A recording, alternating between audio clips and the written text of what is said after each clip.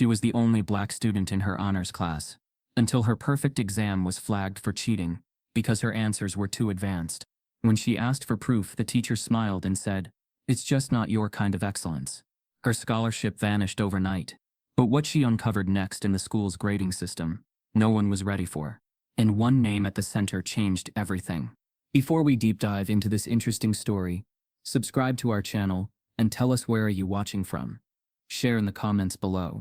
The halls of Roosevelt High gleamed with polished tiles and glass trophy cases, but behind the spotless surfaces, something fouler clung to the walls, an air of casual cruelty.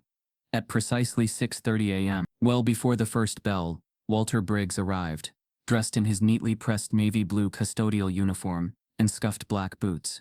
He always moved with quiet purpose, pushing his mop bucket down the corridor like a ship through a sea of silence. Walter was 58, with a soft graying beard and eyes that carried storms too old to name. His back was straight, his steps steady.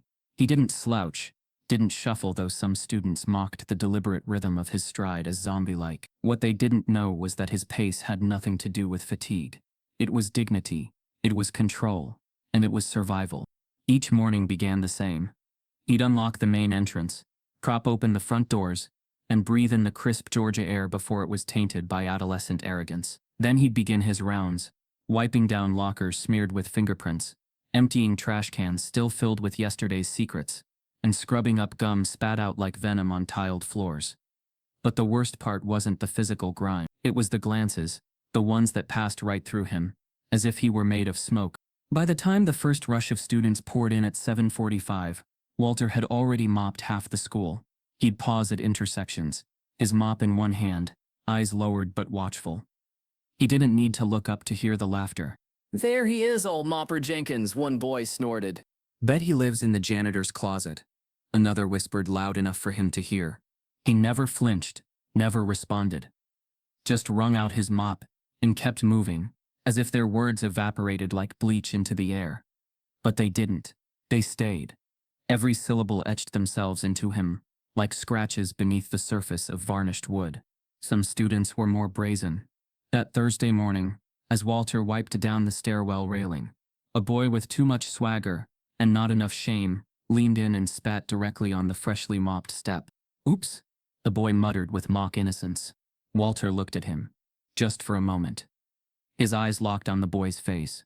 Not with anger, not with fear, but with a heavy stillness that made the boy uncomfortable. Then he looked away, dipped his mop, and cleaned the spit in slow, steady circles. Upstairs, a group of girls passed by, their laughter high-pitched and metallic. One mimicked his limp, dragging her leg like a cartoon ghoul. "He's like always here. Doesn't he go home?" She giggled. "He probably is home," another replied, "like a school goblin or something."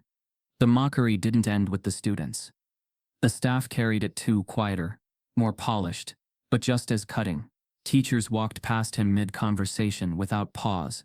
Some left their coffee cups on windowsills, expecting them to vanish like magic.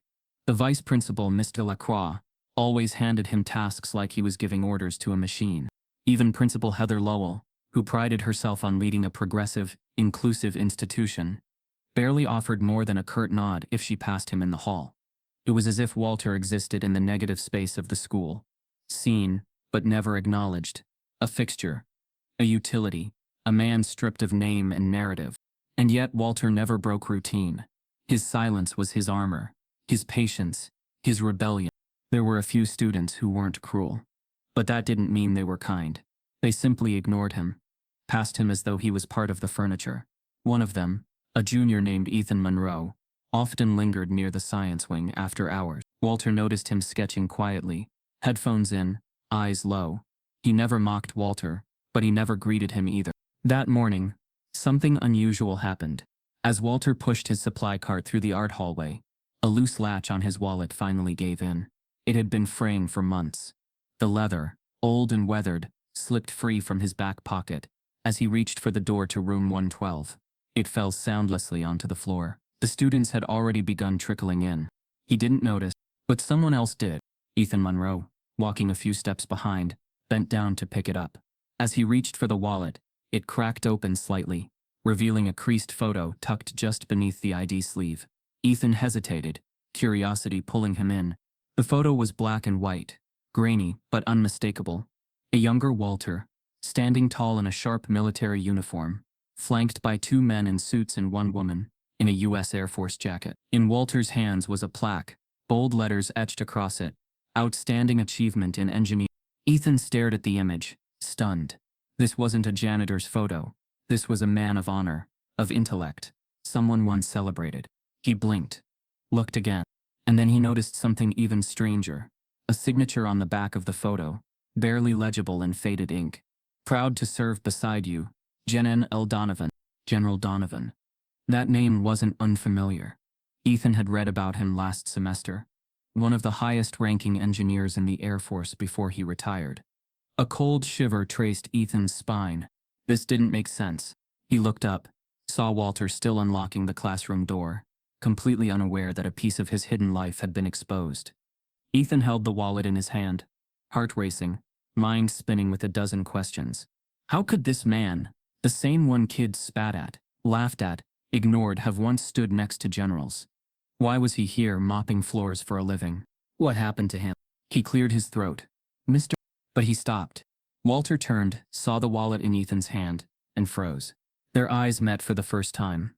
Not in passing, not in judgment, but in something else. Something heavier. Ethan handed the wallet over. "You dropped this, sir." Walter took it gently. His hands were calloused but steady. He gave a slow nod. "Thank you, son." Ethan nodded back, but his expression stayed clouded with confusion. As he walked to class, he kept glancing over his shoulder at Walter, who now stood still, clutching the wallet tightly. The school bell rang, but Ethan's thoughts didn't move with the rest of the crowd. They stayed frozen on that image. Something about this didn't sit right. Not at all. And in the crowd of laughing, rushing, careless students, Ethan made a quiet decision. He was going to find out who Walter Briggs really was. Ethan begins digging into Walter's past that same evening. What he finds will change everything.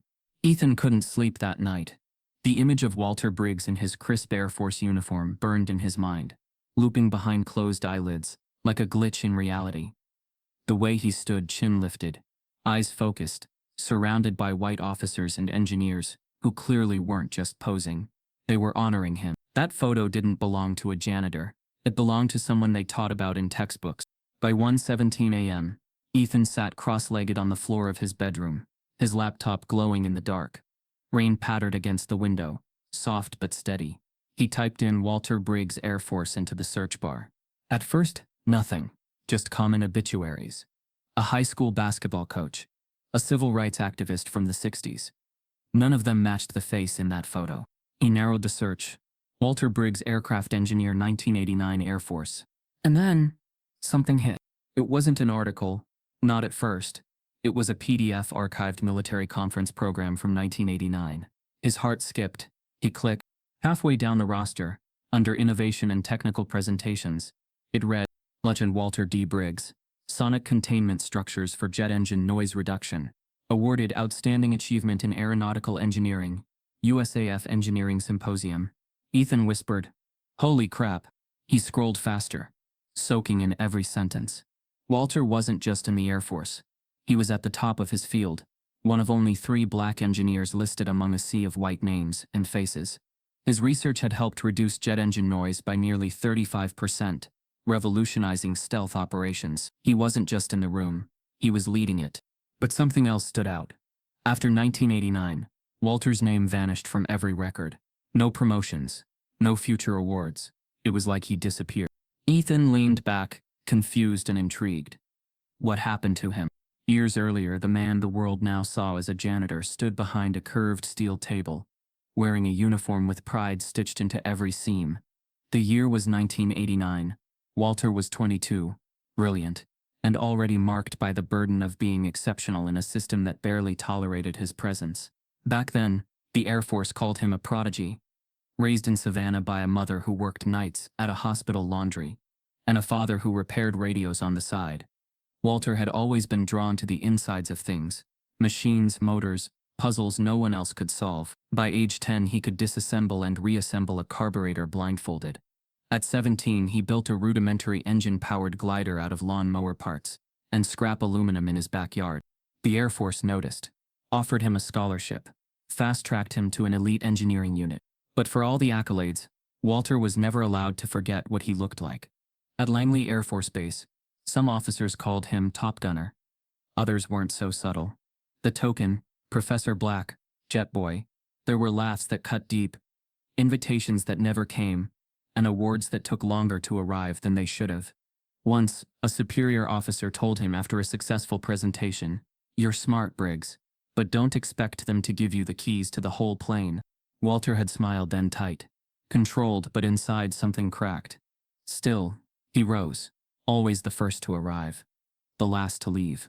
His reports were flawless, his simulations pushed boundaries. He gave other young black engineers hope, standing tall in spaces designed to keep men like him out. Until the day they took everything from him. It was the final day of the 1989 symposium. Walter's noise reduction design had just won the top engineering award. Cameras flashed. A general shook his hand. For a brief moment, he allowed himself to believe, maybe now they'll see me for what I am. Then, backstage, someone slipped him a memo. An anonymous allegation had been filed. Briggs falsified testing data for personal gain. Potential breach of Air Force integrity policy. No evidence, no trial, just whispers. The award was quietly revoked weeks later. No press release, no explanation. Walter was reassigned to a desk role. His requests for a formal hearing were denied. Friends he'd mentored stopped returning his calls. One mentor pulled him aside, whispered, "It's not about you, son. It's about what you represent." Months later, he was encouraged to take an honorable early retirement. He did. He left the Air Force with no medals displayed, no farewell ceremony, and no more illusions. Back in Georgia, Walter tried to find engineering work in the private sector, but the stain followed him. One major firm said he was too aggressive. Another called him overqualified for entry roles. A third asked if he could provide an updated background review regarding his military departure. He stopped applying. Eventually, with his savings draining and his spirit bruised, he took the only job that didn't ask questions, a janitor position at a suburban high school that needed someone fast, cheap, and invisible. Roosevelt High. Ethan sat in stunned silence, hand covering his mouth. The PDF still glowed on the screen. He clicked over to an old forum post, archived from 2009. It was from a retired Air Force sergeant. "Anyone remember Walter Briggs? He was a genius. He deserved better." The replies were few. One called him a cautionary tale. Another said, "I heard they buried his research." Buried. Ethan's chest tightened. This wasn't just a case of lost opportunity. Walter had been erased, reduced from a visionary to a man pushing a mop. He stared at his screen, trying to make sense of the injustice. Then something caught his eye. In the bottom right corner of the PDF, the list of award sponsors. One name stood out. L. Donovan, General, USAF, retired. The same name, written on the back of Walter's photo. Ethan's pulse quickened. If this general was still alive, maybe he knew something. Maybe he could explain what happened. Maybe he had answers. He started typing, "General L. Donovan, Air Force contact." But before he could finish, a new thought struck him cold. If Walter had been silenced once, what would happen if this information got out now? Would the school try to cover it up? Would someone try to smear him again? Would anyone even believe it? Ethan looked at the folded photo still tucked into his sketchbook. He'd secretly photocopied it earlier that day, when Walter wasn't looking. His fingers brushed the edge. He made a decision. He was going to dig deeper, quietly, carefully. But he wouldn't stop until the truth saw daylight. That night, Ethan stumbles across a decades-old video in a forgotten online archive, featuring Walter's presentation, and a face in the background he never expected to see. It started with gum, strawberry-flavored, half-chewed and smeared beneath the edge of a desk like a badge of teenage rebellion. Walter Briggs had seen thousands like it.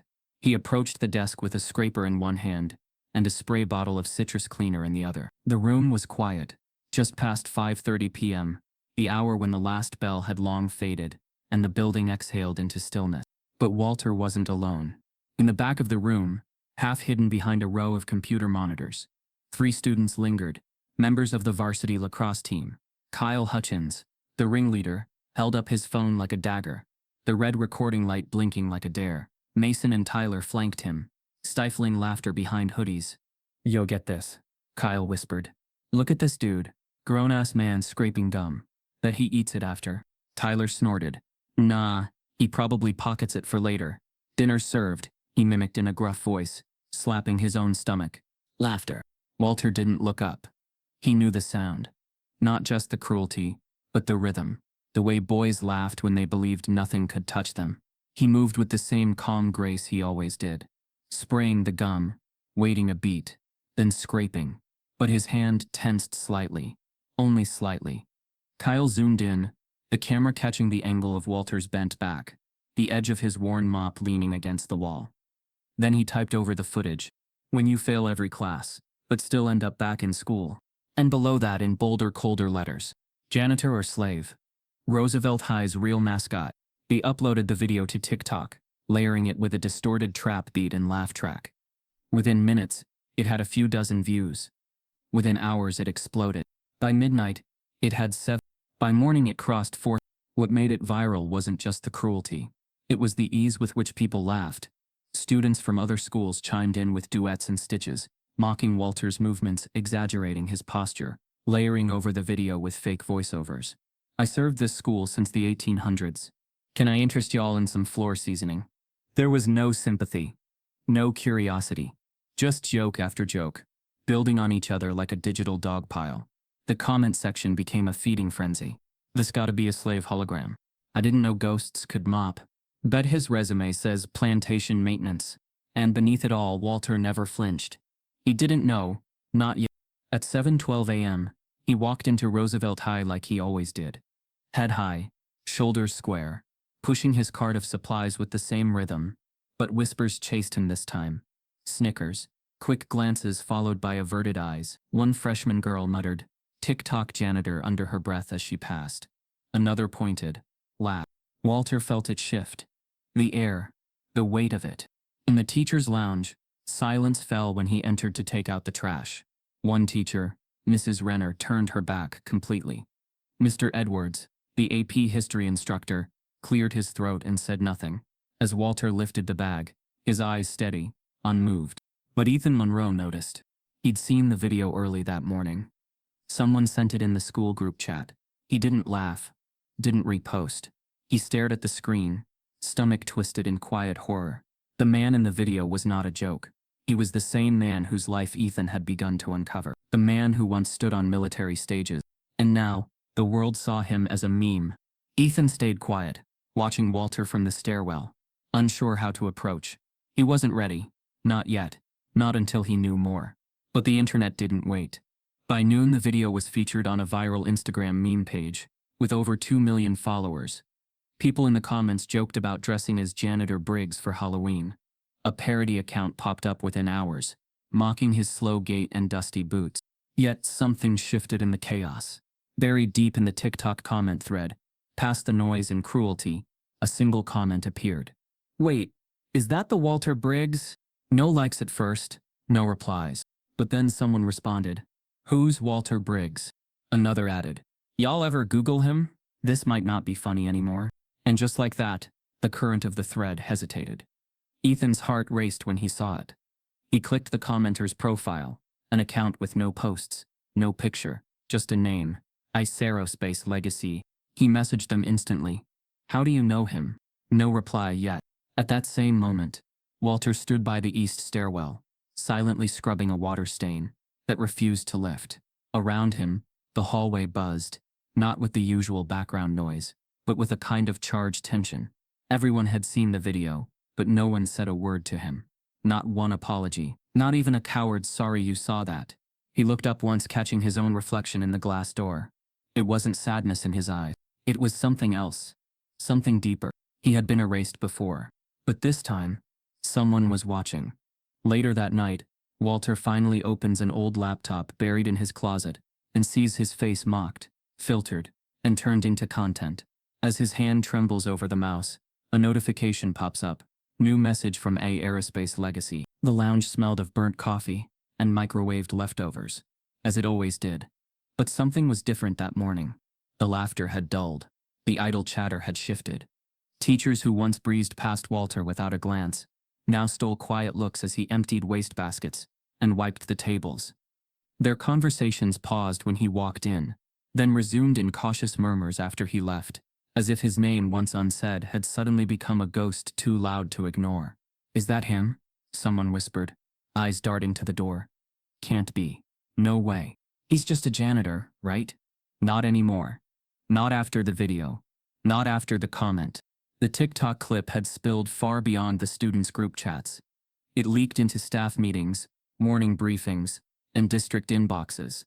Some teachers laughed quietly, uncomfortable. Others looked away, unsure whether to feel guilty or relieved that they'd never spoken more than 3 words to Walter in years. But one person didn't look away. Mrs. Helen Fairgrove, the school's oldest science teacher, stood frozen in front of the photocopier, staring at the paused TikTok video someone had sent her. It wasn't the gum scraping or the cruel captions that caught her attention. It was the man's profile, the way he held himself, even while crouched. The quiet dignity. Her breath hitched. She hadn't seen him in over 30 years. Not since a conference in D.C., long before she'd chosen to retreat to a quiet life of teaching. Back then he'd been introduced as Lutta Walter Briggs, USAF, a genius on the rise. Could it be the same man? She opened a dusty drawer in her desk that hadn't been touched in years, and pulled out a folder labeled STEM Innovators, 1980s, yellowed printouts, news clippings. One photo slipped out and fluttered onto her lap. There he was, young, proud, standing beside a prototype aircraft design. Her hands trembled slightly. She compared the image on her phone to the old photo in her hands. Same sharp cheekbones. Same deep-set eyes. Older now, worn but undeniably him. "What the hell happened to you?" she whispered. That day, Helen didn't join her usual lunch group. Instead, she pulled up every article, every forum, every digital breadcrumb she could find. Most led to dead ends. Others referenced a mysterious retraction from 1989. Military speak, coded and cold. But the pieces were starting to form a puzzle she couldn't look away from. Meanwhile, down the hall, Principal Heather Lowell paced in her office, the blinds drawn tight. She clutched her phone like a live grenade, rereading the message she'd received from the district communications director. "You need to address this. Viral TikTok, possible military defamation. Watch your step." Heather had seen the video. Her first reaction wasn't concern. It was dread. Not for Walter, but for the school's reputation. Walter wasn't a story until now. He was a role, quiet, invisible, useful. But now he had a past, and that past could become a headline. She buzzed her assistant. "Schedule an emergency admin meeting. Today, 3rd period." When the admin team gathered, faces were tight. The vice principal, Mr. Delacroix, shook his head and said, "What's the actual issue? So what if he used to be somebody? This video's about students acting out, not him. But now it is about him." Heather snapped. "The comments are turning. Someone's digging. And if they find out we've had a man like that mopping floors for 15 years. Silent. I want HR to pull his file. Everything we've got. Education, work history, military, whatever he submitted. And if he didn't submit it?" someone asked. Heather didn't answer. Across campus, Ethan sat in the back of the library, headphones in, pretending to do homework. In reality, he was scanning military discussion boards, archived PDFs, and old engineering blogs from the 2000s. He hadn't slept well. He couldn't. The photo, the comment, the anonymity of that account, Aerospace Legacy 89. It all churned in his mind. That's when he saw the message. Yes, that's Walter Briggs. Don't let them rewrite his ending again. No name. No signature. Just those 12 words. Ethan read it 5 times. Then he clicked reply. Typed, "Who are you? What do you know?" No response. Not yet. But that night, as the staff went home and Walter lingered behind, cleaning chalk dust off whiteboards, straightening desks left askew, a package was being delivered. Not by courier. Not through mail. But placed directly in the school board's mailbox at the district office. Unmarked. No return address. Inside, a sealed manila envelope, thick with papers, clippings, and a crisp typed letter. On the cover, in bold, centered font, "You owe him more than you know." Below it, Walter Briggs' complete military dossier. Engineering awards, photos, letters of recommendation. A scan of the revoked 1989 symposium plaque, with a handwritten note that read, He never falsified anything. The lie was the silence that followed. At the bottom of the pile, one final page. A screenshot of the viral TikTok. And beneath it scrawled in ink, "Let's see if they laugh now." The next morning, Walter is called to the principal's office, but not for discipline. He's told the school board wants to meet with him immediately. He doesn't know yet. The envelope changed everything. The air in the Roosevelt High detention room was always heavy. But that afternoon, it felt especially dense. Like even the walls didn't want to bear witness. 4 students sat scattered across the room, their desks angled toward corners like they could escape by facing away. Kyle Hutchins, Mason Clark, Tyler Grant, and Lila Reyes, the quartet behind the viral video, were serving the first of 10 mandatory after-school detention sessions, courtesy of the school board's desperate attempt to control the firestorm ignited by their cruelty. But detention wouldn't be held by a teacher or a counselor. No, their supervisor was the same man they filmed, Walter Briggs. The silence as he entered was deafening. No clatter of desks, no whispered jokes, just the squeak of his boots on the floor, and the gentle rattle of his tool belt. He didn't look at them. Not directly. He placed a clipboard on the front desk, adjusted his gloves, and said plainly, "Follow me." There was no lecture, no scolding, just direction. They followed him through the quiet halls like shadows trailing the man they had once mocked. He led them to the underbelly of the school, where cracked pipes whispered and fluorescent lights hummed with age. The custodial maintenance room, once forbidden territory to most students, now became their classroom, and Walter their unexpected instructor. The first task was simple: repair the wooden bench outside the gym. Splintered edges, one leg missing, paint peeling like dry skin. Walter handed Kyle and Tyler sandpaper, handed Lila a screwdriver, and gave Mason the measuring tape. "Take your time," he said without emotion. "You'll do it until it's right." The students exchanged looks, unsure whether this was punishment or some strange art project. But Walter never rushed, never raised his voice. He simply observed, corrected, guided, with a stillness that forced them to fill the space with their own discomfort. On day 2, he had them repaint the faded lines of the school's neglected outdoor basketball court. Walter stood silently at the center of the court, holding a rusted measuring wheel, and pointed out every error with a calm precision that made their mistakes feel louder. 1 degree off becomes 3 feet wrong at the end, he said, not looking at them. Precision matters. Mason rolled his eyes, but said nothing. Tyler, for once, didn't have a comeback. By day 4, the tension had shifted. It was no longer just discomfort. It was confusion. Walter wasn't cruel. He wasn't vindictive. He treated them with an almost unnerving civility, never reacting, never retaliating. He wasn't there to shame them. He was there to work, and the more time they spent in his shadow, the more haunted they became. Kyle watched him closely now. The man's hands, scarred but graceful, moved like they'd once handled things far more delicate than mops. He saw the way Walter studied blueprints before any repair, like he wasn't just fixing things, he was engineering them. One afternoon, after sanding a stair rail, Lila muttered under her breath, "Who even is he?" No one answered. Walter didn't flinch, but a flicker crossed his eyes. That night, Kyle couldn't sleep. Guilt had begun to itch beneath his skin. He remembered how easily they laughed while filming that video, how natural it felt to mock someone who never fought back. And now, in the basement of the school, he felt smaller each time Walter walked past. On the 7th day of detention,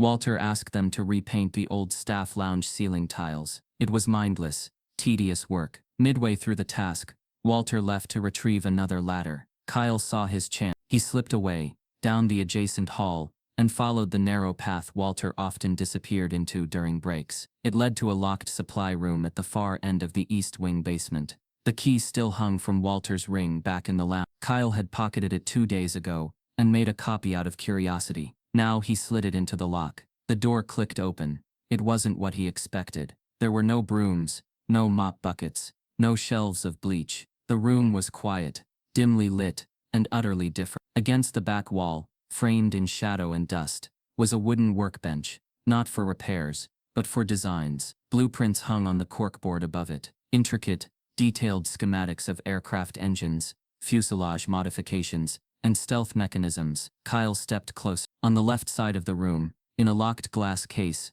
were medals at least a dozen. Air Force insignia, distinguished service, national engineering recognition. One had a signature plate beneath it, awarded for engineering excellence, General L. Donovan. Kyle's throat tight. Below the medals were letters, yellowed pages signed by military officials. Some typed, others handwritten. One caught his eye. Let-in Briggs. Your designs are decades ahead of current applications. Your work will change the way the U.S. Air Force flies. Dated, June. Kyle backed up, stunned. He saw a photo resting on a shelf. Walter in uniform, shaking hands with men in suits, a plaque in hand. This room wasn't a janitor's storage. It was a museum, a shrine to a life erased. And Kyle had helped reduce that life to a meme. He heard footsteps, fast, close. He turned to run but stopped cold at the doorway. Walter stood there, backlit by the hallway light, silent. His eyes weren't angry. They were tired, heavy. You weren't supposed to see this,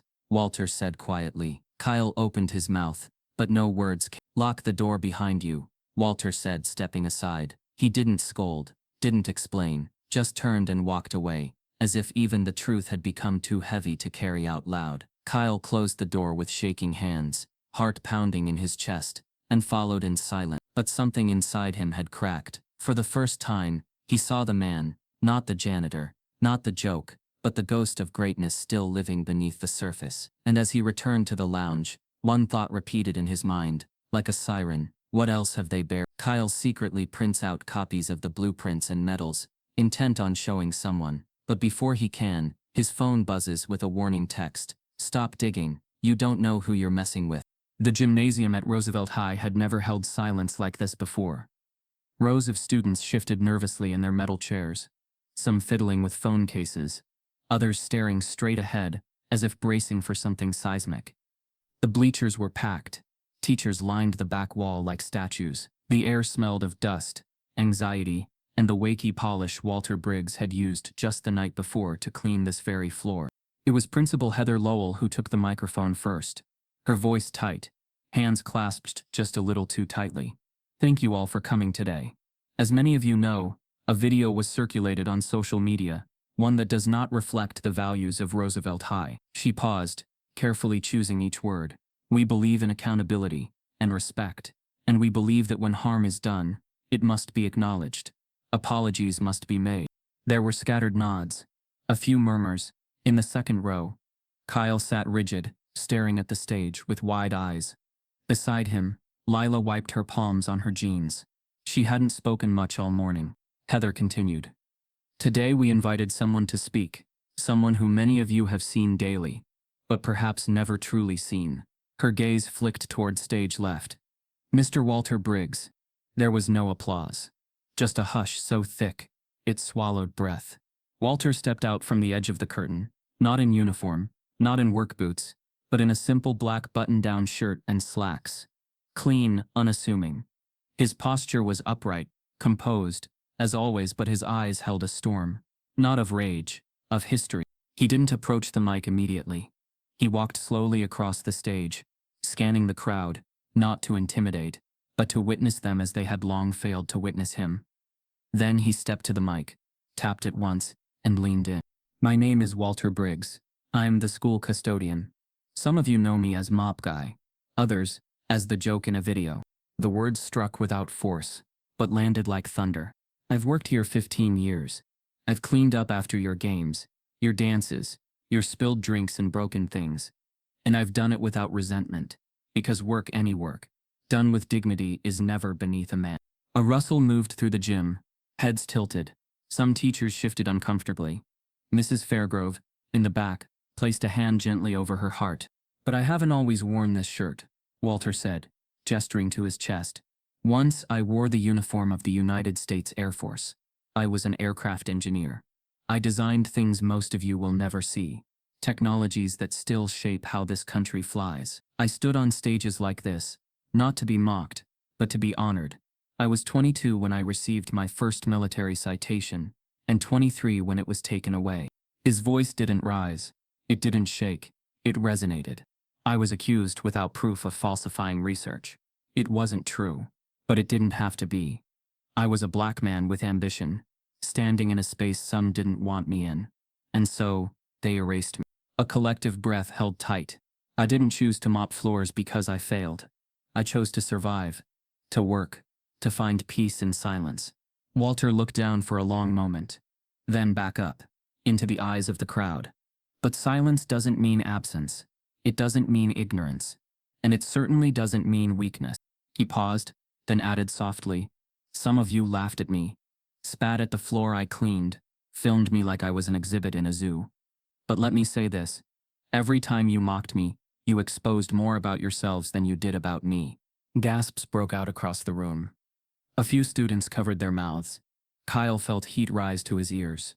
Ethan, seated near the aisle, locked eyes with Walter, and for the first time understood what strength truly looked like. Walter continued, "I'm not here to shame anyone.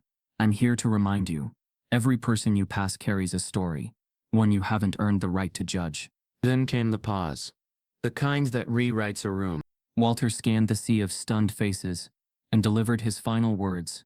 "The floor may be mine to mop, but the dirt runs deeper in this school than you think." The silence shattered into raw emotion. A few students began to cry.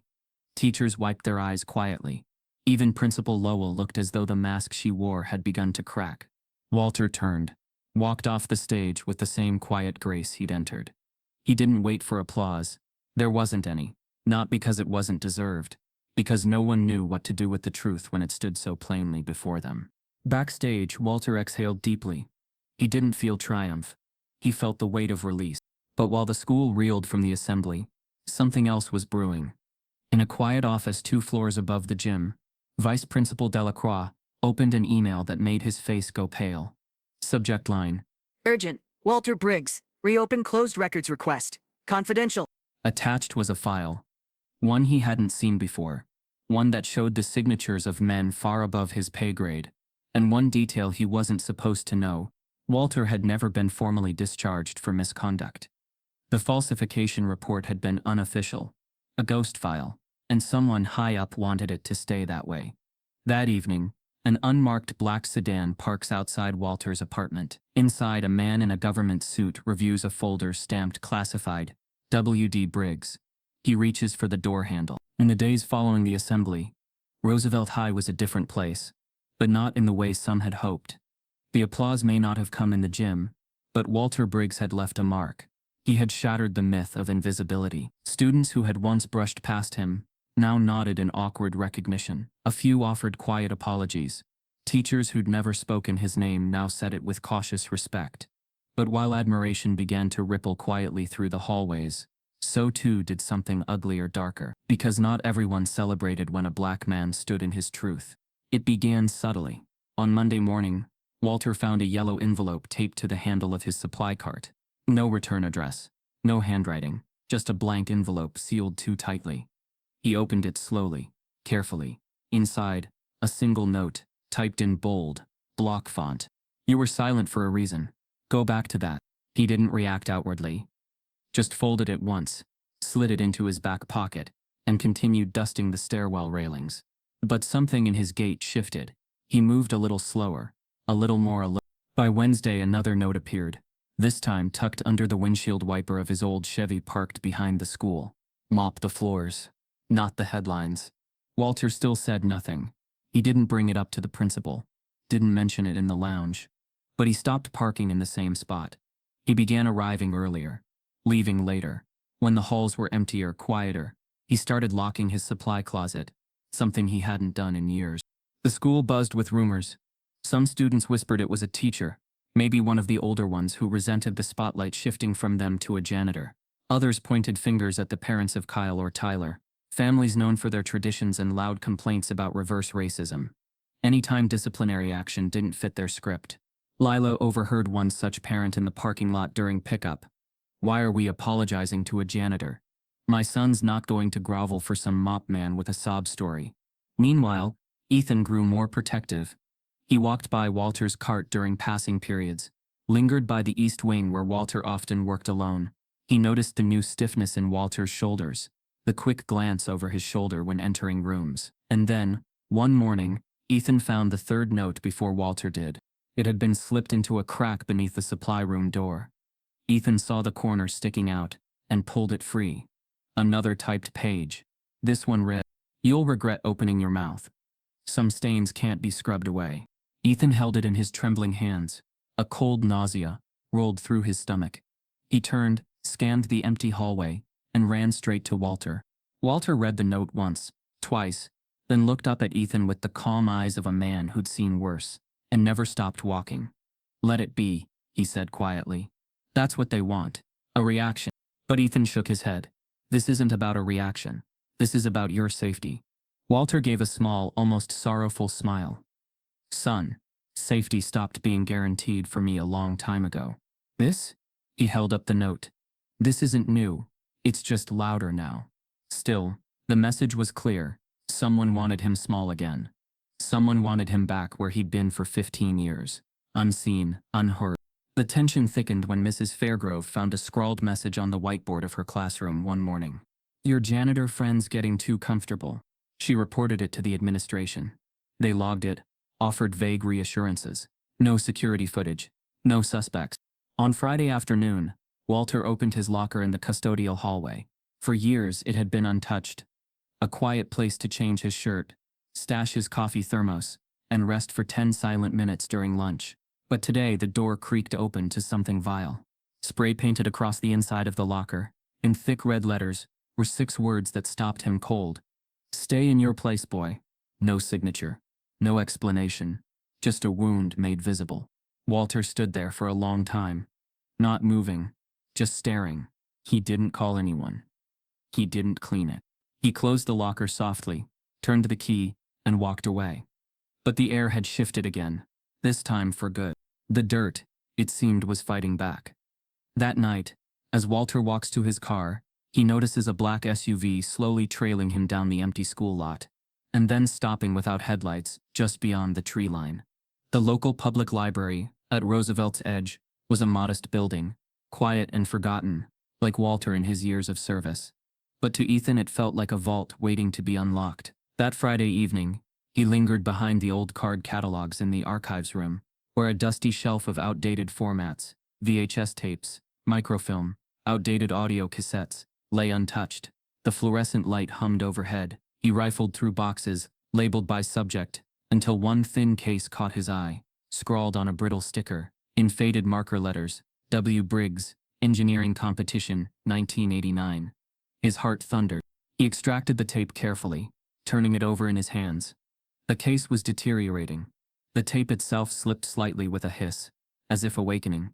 Ethan checked his phone's battery, nearly dead, but urgency pushed him past caution. He raced it back to the library's small AV room, which thankfully still held a VHS player. The tape clicked in, and he pressed play. At first the image was grainy.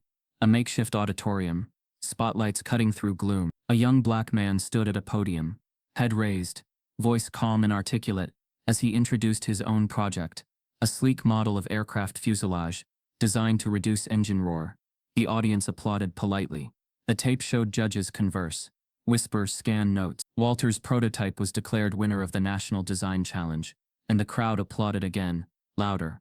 Walter's smile was undeniable, proud and grateful. That should have been enough.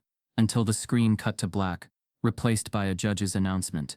The award had been rescinded due to procedural irregularities. The tape captured Walter's face at that moment, frozen in shock, as if the applause had turned into ash. The judge's voice, stern and final, echoed in Ethan's ears. "We can't award it under these circumstances. Thank you." The tape didn't explain why. Instead, it jumped ahead to a hurried handshake.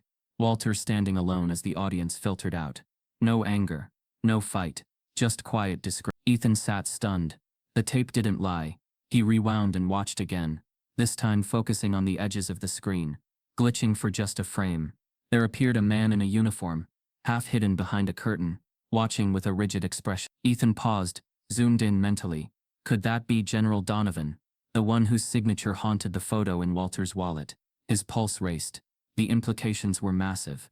The video, buried in a public archive nobody had touched, now resurfaced truth that powerful forces had tried to erase. Ethan backed away from the screen, chest heaving with emotion.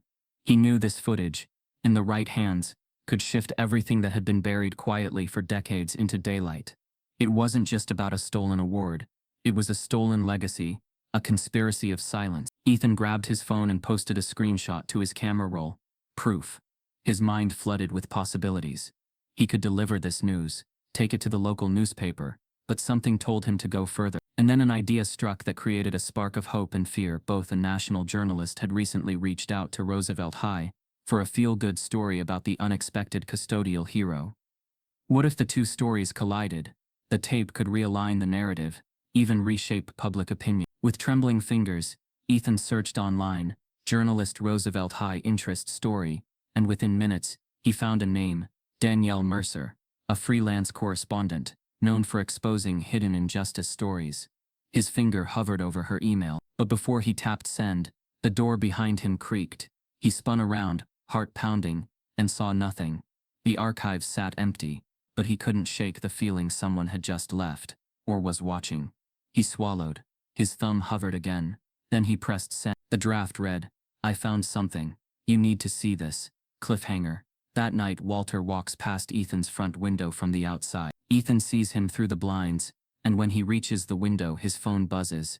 A message on the screen from an unknown number that simply reads, "You shouldn't be looking." The day the interview aired, Roosevelt High felt more like a news studio than a school. Students whispered in clusters, teachers glanced at their phones between classes, and even Principal Lowell's tone over the morning announcements had a tremble. Across the country, millions tuned in, as Danielle Mercer, seated in a minimalist set bathed in soft light, faced the man who'd once been invisible to nearly everyone watching.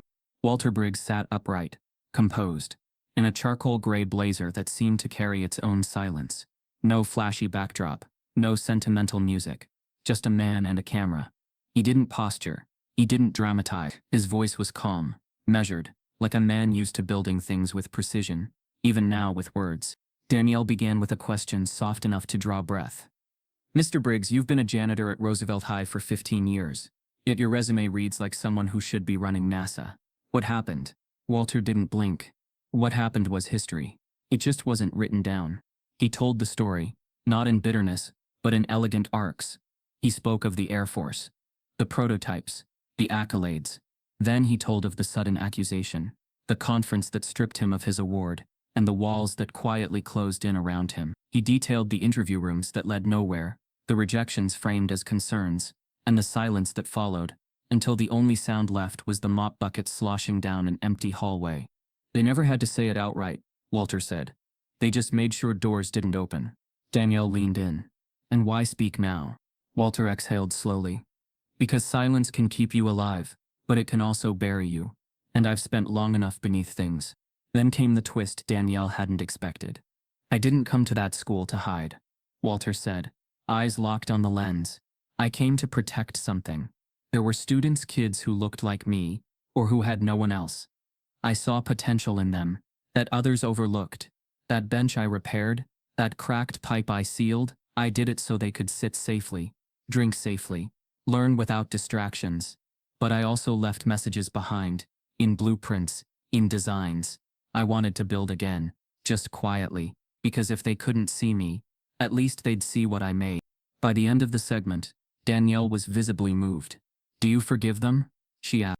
Walter paused. "I don't need to. Forgiveness isn't for the past, it's for the future." The interview hit YouTube an hour later and detonated like a bomb. In under 6 hours, it amassed 4.3 million views. Hashtags exploded. Walter Briggs, not just a janitor. History they buried, students from around the country, stitched the footage into their own stories. Stories of racial injustice, of overlooked genius, of quiet strength. Celebrities tweeted support. Activists called him a living monument. Former students posted memories. "Mr. Briggs helped me fix my bike when no one else would." He didn't say much, but he made you feel safe. And with the support came the backlash. Anonymous accounts posted photos of Walter at work, with captions like, "Stay in your lane, old man." White nationalist groups resurfaced old footage from the TikTok and began twisting the narrative.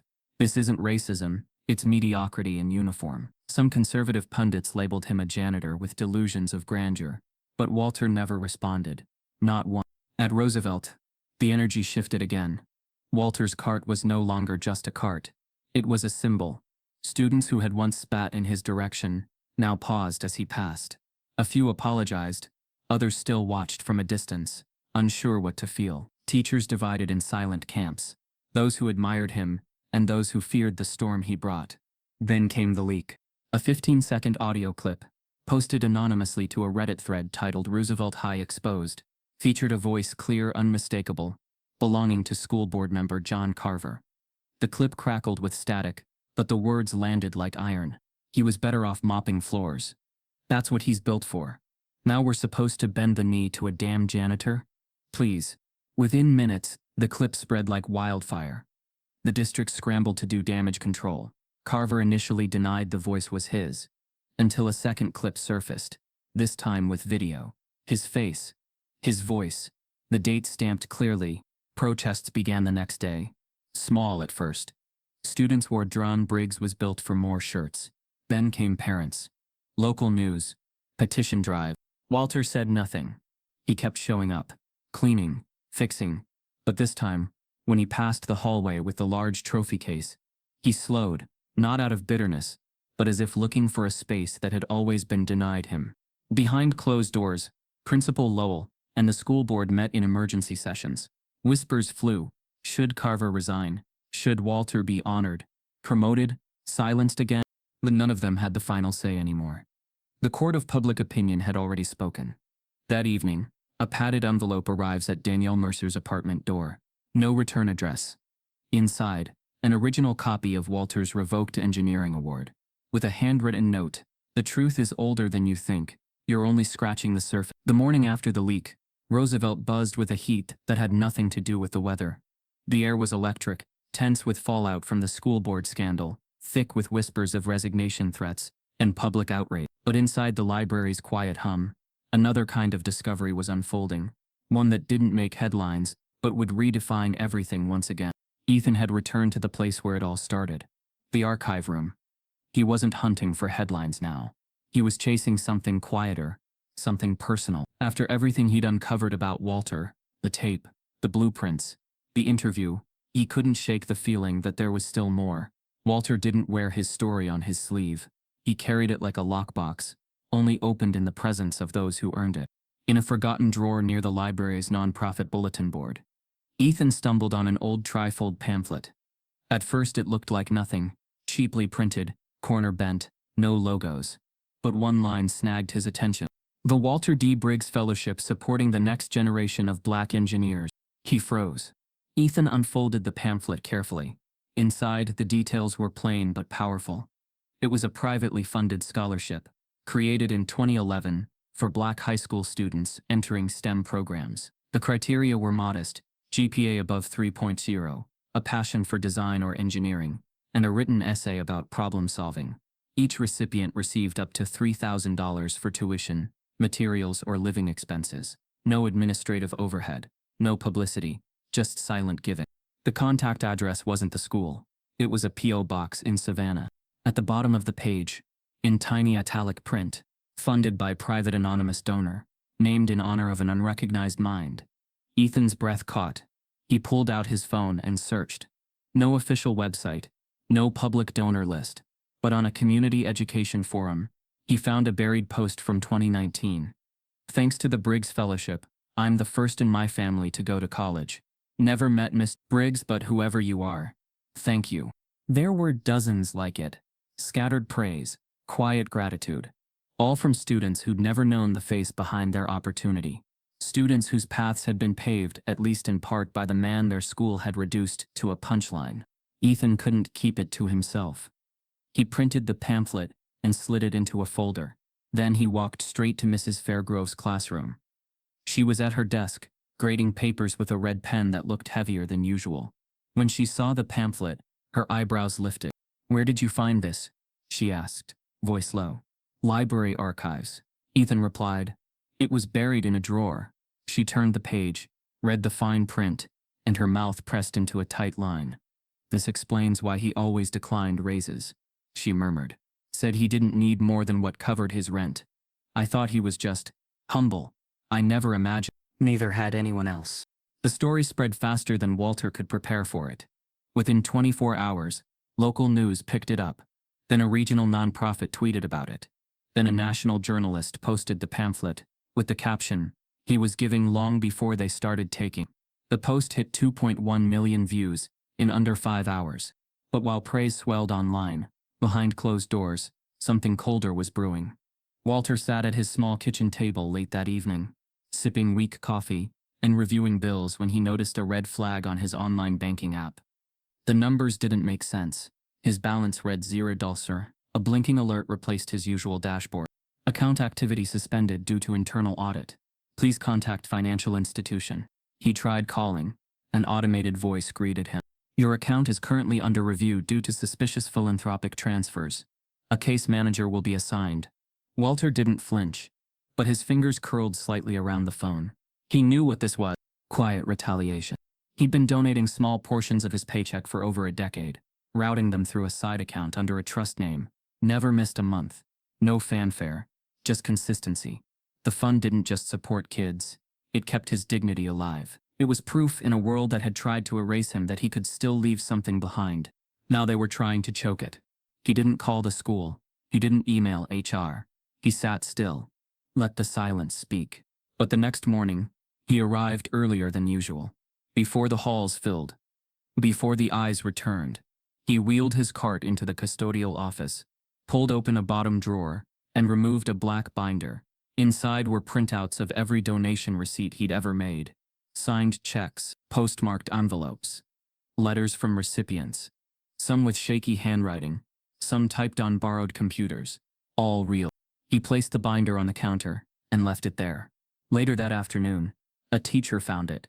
A day after that, it was trending on social media. Mr. Briggs kept receipts, literally. But behind the growing wave of support, Ethan noticed a disturbing pattern. The online attacks had started again. More coordinated, more sophisticated. Posts accusing Walter of money laundering. Threads calling the scholarship fund a front. Anonymous accounts claiming to be former military sources. Leaked manipulated documents. None real, but all timed to distract. Someone wanted the narrative flipped. And fast. That evening, Walter receives a plain white envelope slipped under his apartment door. Inside is a single sheet, a photo of one of his scholarship recipients, crossed out in red ink, and a typed message, "We know what you've built. Time to tear it down." Kyle Hutchins had always known his father was a powerful man, but only recently had he begun to understand what kind of power it really was. The Hutchins name carried weight in Roosevelt's corridors of influence: real estate, construction, zoning permits. His father, Charles Hutchins, sat on several advisory boards, donated to school campaigns, and had once been honored with a plaque outside the very gym Walter had been forced to mop for years. He didn't flaunt his control. He operated with quiet assertion, the kind that didn't need to shout because everyone else already whispered. Kyle had spent years beneath that shadow, unaware that it stretched far beyond city limits, and decades into Walter's past. It started with a conversation he overheard late one night.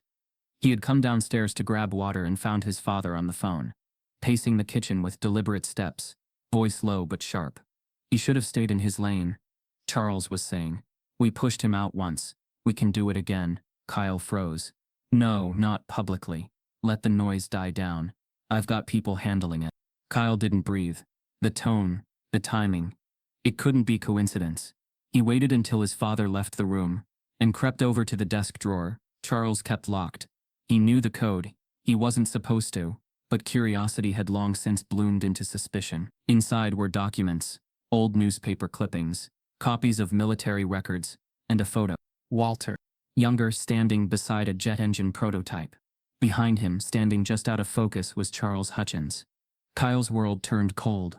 The documents painted a picture, one his father had spent years burying. Letters from the Air Force Engineering Board, redacted memos, a formal complaint, unsigned, alleging that Walter's 1989 prototype had been plagiarized from a private contractor. That contractor, a defense firm owned by Hutchins and Crane, Charles's old company. It was the complaint that led to Walter's award being stripped. Kyle staggered back, stunned. His father hadn't just disapproved of Walter's recent attention. He'd orchestrated the downfall of a man who had once stood in his way.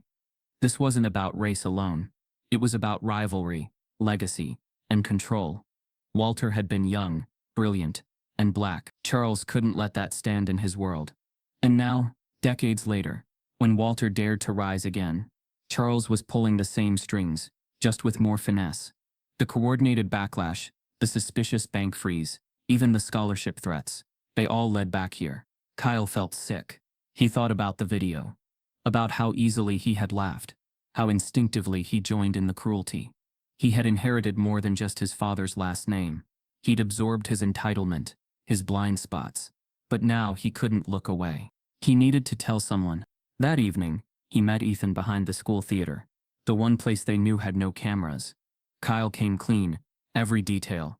The documents, the surveillance, Ethan listened in stunned silence, then whispered, This changes everything. Kyle nodded. My dad did this.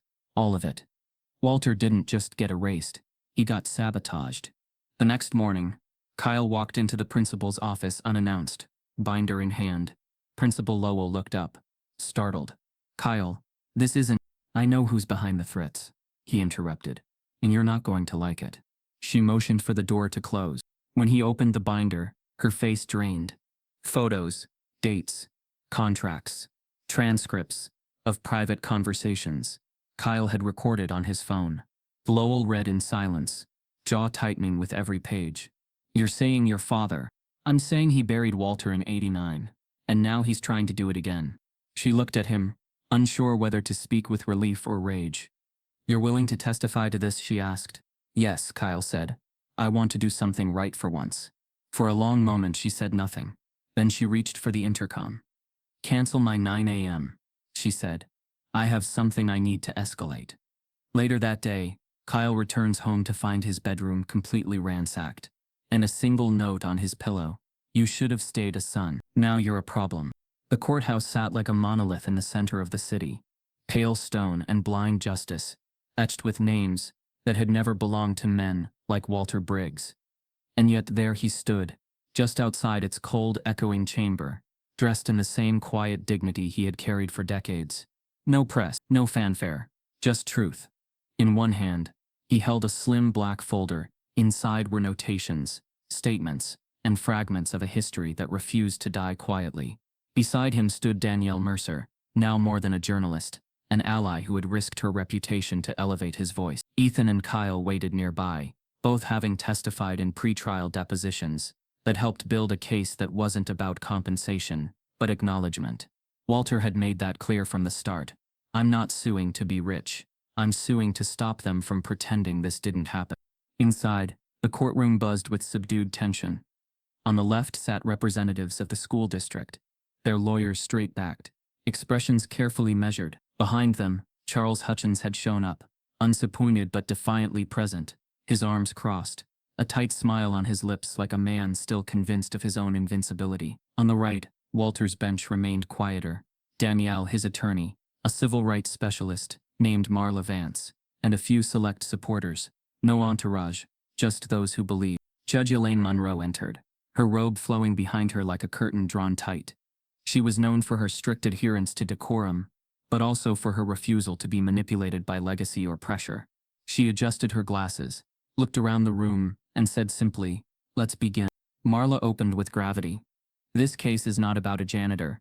It is about a decorated military engineer, stripped of his title by institutional racism, who was then hidden beneath a broom for 15 years by the very system that should have uplifted him. This is not just about one man's stolen legacy. It's about what happens when a community enables silence to protect its own comfort. The room shifted. Over the next 2 hours, Walter sat motionless as Marla unfolded layers of testimony. Video footage, military records, the revoked award, the VHS tape Ethan had uncovered, and excerpts from the hateful notes and locker graffiti. Each piece built, not toward outrage, but toward truth. Cold, deliberate truth. Then came the witness list. First, Mrs. Fairgrove. She testified to Walter's prior recognition in the military world. Her voice trembled as she read from the 1989 article she'd saved, the very one that had been quietly removed from school archives decades ago. Second, Ethan. He shared how he'd found the tape, the pamphlet for the scholarship fund, and the coordinated online backlash that followed Walter's rise. His voice cracked when he described the photo of the scholarship recipient marked with red ink. Third, Kyle. He stood tall and raw, confessing not just to the video, but to what his father had done, admitting to the conspiracy to suppress Walter's achievements, the fake misconduct claim, and the financial sabotage of the scholarship. Gasps rippled across the courtroom as he handed over printed documents and recordings. Charles Hutchins shifted uncomfortably, color draining from his face. Then it was Walter's turn. He didn't read from notes. He didn't pace or raise his voice. He stood in the center of the room, the way he once stood beside aircraft he'd built from scratch, and simply began. I didn't come here to reclaim a title. I came to reclaim the truth. He spoke of his time in the Air Force, how he was told repeatedly, subtly, that brilliance wasn't enough if it came in the wrong skin. How accolades were delayed, opportunities diverted, until one day they weren't offered at all. He described the day he was accused, the silence from his own commanders, and the quiet shame that followed him into civilian life. I walked into Roosevelt High with nothing left, he said, voice steady. But I stayed, because I saw promise in the students. And I figured if I couldn't design machines anymore, maybe I could help build lives. He paused. But I never stopped remembering who I was, or what The courtroom hung on his every word. I was called a boy in the hallway of that school, mocked in a video that made me a joke to millions. And yet, I didn't retaliate, because anger is easy. But grace, he exhaled. Grace is the hardest thing I've ever learned to carry. When he finished, the silence was absolute. Even the court reporter had stopped typing, if only for a second. Judge Monroe sat unmoving, her eyes locked on Walter. After a long pause, she removed her glasses, set them on the bench, and said quietly, Mr. Briggs, I've presided over hundreds of testimonies in this courtroom. Yours may be the most dignified defiance I've ever seen. A murmur of emotion swept the benches, but then her voice hardened. However, given the complexity of the evidence and the broader implications of systemic responsibility, I will not be issuing a ruling today. Gasps. Confused murmurs. I need time, the judge continued, to weigh not only the facts but what kind of precedent this court sets for the future. She banged the gavel once. We are adjourned until final ruling. 2 weeks from today. Walter nodded silently. Outside, the sun had already begun to set, casting long shadows across the courthouse steps. Walter didn't stop for the reporters gathered along the sidewalk. He didn't answer questions. He simply stepped into the cooling light, exhaled, and walked toward his car when suddenly, his phone buzzed. A blocked number. One message. If the court won't shut you down, we will. That same evening, the original VHS tape from 1989 disappears from the library archives, and the security footage mysteriously goes missing with it. The old maintenance shed behind Roosevelt High had once been a graveyard for broken tools and forgotten projects. Rust bloomed across its corrugated walls, paint peeled like old regrets, and the hinges moaned like tired lungs every time the door opened. For years it had stood as a symbol of discard, a place where things were sent to be ignored, and so it made perfect sense that Walter Briggs chose it as the birthplace of something new. No announcement, no funding, just quiet effort. Piece by piece. It began with salvaged parts, scraps donated by the local salvage yard, remnants from shuttered machine shops, even leftover materials from the old AV Club's teardown. Walter carted it all in himself, sometimes with Ethan's help, sometimes with none. Old workbenches were repaired, lighting rewired, leaks patched with metal sheets, and sealant he bought with what little money he had left. But the magic wasn't in the walls, it was in what he brought into them. From a locked chest, Walter unfurled blueprints he'd kept rolled tight for decades, designs he'd once sketched for Air Force jet engine structures and aerodynamic simulations. His pen had been quiet for years, but his mind hadn't slowed. He pinned them up along the newly painted wall of the shed, next to enlarged photos of innovators most of the students had never seen in a textbook. Black engineers, inventors, pioneers, whose names had been lost beneath the headlines. Word spread quickly. By week 2, 5 students showed up after school. By week 3 there were 12. None of them had been assigned. They weren't earning extra credit. They just came. Some had once laughed at him. Some had once ignored him. Now they watched as he showed them how to build from what others called scrap. Kyle came every day. He never spoke much, but he listened like a man trying to make up for years of not hearing. Lila asked the most questions. Tyler stayed late every Friday. Even Mason, who once recorded the TikTok that turned Walter into a national headline, began sketching his own designs, asking Walter quietly if they made sense. Walter never lectured. He guided. He listened. He let them fail, without shame, and succeed without performance. One afternoon, after a student's small engine prototype failed for the 3rd time, Walter crouched beside him and said softly, "You're not building for applause. You're building for endurance." The boy blinked. What does that mean? Walter smiled. Means if it breaks today, but lasts tomorrow, you're still winning. They began calling the shed the lab. The district had no official name for it yet, no funding structure. But the superintendent, under mounting public pressure, quietly greenlit the space for pilot use. A few teachers donated old textbooks. Danielle wrote a feature about it titled, "The Man Who Built Futures from Broken Tools." But Walter didn't want press. He wanted silence. He wanted focus. Because this wasn't about redemption for him. It was about legacy. On the door of the lab, he posted a sign made of reclaimed metal. Design with purpose. Fail with grace. Build anyway. It became a mantra. In the day before the grand opening, the lab buzzed like a beehive. Students added final touches to their projects. A solar panel charging station made from old computer parts. A recycled air filtration unit. A mock-up of a water-powered engine. Walter walked among them slowly, arms folded behind his back, pride radiating without a single boastful word. This wasn't about what they'd built. It was about who they had become while building it. That night, Ethan arrived, late with 2 framed photos. One of Walter at the 1989 Air Force Symposium, and one of him now, standing in front of the same blueprint he'd once been stripped of. Ethan handed them to Walter. I thought these should be on the wall. Walter took them gently, eyes soft. You sure the wall's ready for that much truth? Ethan smiled. It's stronger than it looks. So was Walter.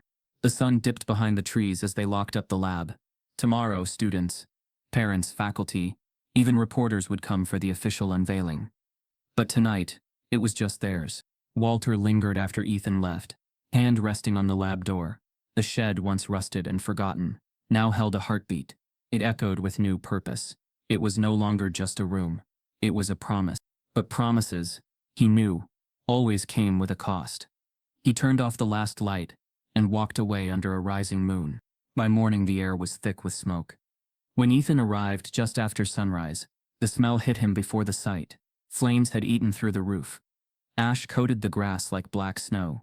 The lab was gone, reduced to charred metal and memories. The solar station? Destroyed. The blueprint wall? Vaporized. The metal sign? Melted into the dirt. Fire trucks had come and gone. No signs of an electrical failure. No gas leak. No storm. Or sun. Deliberate. Walter arrived, minutes later. He said nothing. He stepped past the yellow tape, knelt in the ashes, and sifted through soot with bare hands until he found the twisted edge of the sign, the one that had read "Build Anyway." He held it gently, then stood up. He turned to Ethan, eyes hollow but firm. They can burn a room, he said, but they can't burn what we taught them inside it. A security camera from a nearby building captures the arsonist's silhouette, but when enhanced, the image shows a badge clipped to their belt. It belongs to someone on the school board. The morning sun gilded the bleachers in soft gold, casting long shadows across the field where Roosevelt High's graduating class sat in rows of crisp navy robes and square-topped mortarboards. The stage, flanked by blue banners and floral arrangements, stood taller than usual, elevated not just in height, but in expectation. It was a day of pomp and promises. But underneath the practiced smiles and polished speeches, there was a quiet electricity humming through the crowd. Everyone knew that today was not just about the students crossing the stage. It was about the man who, for years, had quietly walked beneath it. Walter Briggs didn't want to be there. He had turned down the offer twice. It was Ethan, persistent as ever, who finally got through. You've spent your whole life building people, he said. Let us return something. Walter had stood at the door of his apartment for a long time after that call, staring at the box of ruined blueprints from the burned lab. Most were unsalvageable, but one had survived, singe around the edges, but intact. A jet design he drew in. He slipped it into a folder and set it beside the pressed gray suit he hadn't worn in years. Now seated on the stage beside the principal, Walter felt eyes on him, but for the first time, they weren't heavy. They were reverent. Across the crowd, students nudged each other when they spotted him. Teachers gave polite nods. Reporters hovered near the back, lenses trained not on the valedictorian, but on the man in the gray suit with a past no one could ignore anymore. Principal Lowell approached the podium. Her voice, usually sharp with authority, was softened with something else, regret perhaps, or awe. Today we honor not only a class of graduating students but a legacy of resilience. Someone whose quiet presence shaped more lives than most of us will ever know. He didn't ask for this recognition, but history has demanded it. She turned toward Walter. For his years of unrecognized service, for his dedication to education in the shadows, and for reminding us what dignity truly looks like, Roosevelt High awards Walter D. Briggs the first ever District Legacy Award. Applause rippled across the field, then rose, then thundered. Students leapt to their feet. Teachers followed. Parents clapped so hard, their hands turned red. It was not polite applause. It was eruption, decades late, but thunderously present. Walter remained seated at first, unsure. Then, slowly, he stood, eyes scanning the crowd, not with pride, but with disbelief. This wasn't the world he knew. This wasn't the way his stories ended. He approached the podium as the crowd settled, cleared his throat, adjusted the mic. "I used to clean under this stage," he began, voice low but sure. "Picked up glitter and dropped notes, scraped gum from the risers. I never imagined I'd be standing on top of it." Laughter not mocking this time, but warm. He paused. Let the silence sit. "I've been called a janitor, a ghost, a joke, but never Mr. Briggs. Not until recently. And I'll tell you the truth, the name doesn't matter. What matters is what you do when no one's saying your name." He unfolded the scorched blueprint and held it up. "This was my dream once. They tried to take it from me. Said I wasn't the right color for this kind of thinking. That brilliance had a face, and it didn't look like mine. So I stopped chasing the spotlight and started handing out tools." The students watched, eyes wide. "And let me tell you what I've learned after all these years. Purpose is louder than praise. And integrity. Integrity can survive fire." From the front row, Ethan wiped a tear. Kyle looked down at his lap, fists clenched, not in anger, but in humility. Lila nudged him softly, and he nodded. Walter continued, "If they tell you you're too quiet, speak anyway. If they tell you you're too late, build anyway. If they burn what you've built, build again." Then he closed the blueprint and said simply, "Thank you." The field exploded in applause again. A standing ovation, longer, louder, deeper, one that shook the bleachers. That didn't stop even after he stepped back from the mic. But just as the clapping began to fade, a hush rolled through the crowd, like a gust of wind. A figure stepped onto the stage from the far edge uninvited, but not unknown. An older man in a dark blue suit, hair white at the temples, a military pin on his chest. Walter froze mid-step. The figure approached slowly, eyes locked on Walter, then turned to face the crowd. Danielle Mercer, watching from the press area, whispered into her mic, "That's not possible."